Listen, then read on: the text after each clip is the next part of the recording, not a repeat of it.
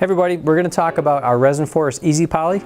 We have 3 different versions and we frequently get asked which one is better, which one should we use, when would you want to use this versus that, what's the cost, what are the different features and functions, all the above. So this video will touch on all of those points. What is EasyPoly? It's basically our top coat Polyaspartic.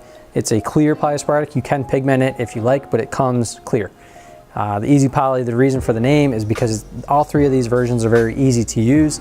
It's just choosing which product for your application based on the results that you want to get out of it, and then you can go from there. So all 3 products are called EasyPoly, but we have 3 different versions, 3 different cure times. Over here we have our fast cure low odor, which is a 6H, which means you can get back on the floor in about 6 hours. Here we have our 24H. It's a slow cure low odor, basically odorless. And then here we have our slow cure low odor 48H. So this is actually going to go a little bit slower than this. The solids content on this is a little bit higher. The odor is a little bit lower. The cost is also a little bit lower on this product. But if you want something that's extremely slow cure, that would be this one. If you want something that's a fast cure, that would be this one. And if you want something that's right in the middle, that would be this one. If your price is the biggest priority and you want something that's just the most economical, I would suggest going with this product here. It's just a cheaper product price-wise. I would not necessarily say it's cheaper quality-wise, but the abrasion resistance will be a little bit different. So the abrasion resistance on these 2 products is going to be better. It's going to be around a 4 to a 5 on the scratch test, as far as a milligram loss with doing 1,000 cycles of scratch test, whereas this is going to be about a 30 to 32. So it's still a very good durable system, just not quite as scratch resistant as these 2 products. But again, if price is more of a concern, then go with this.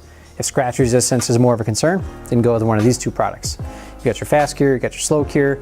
If odor is your biggest concern, again, go with this product here because it's virtually odorless.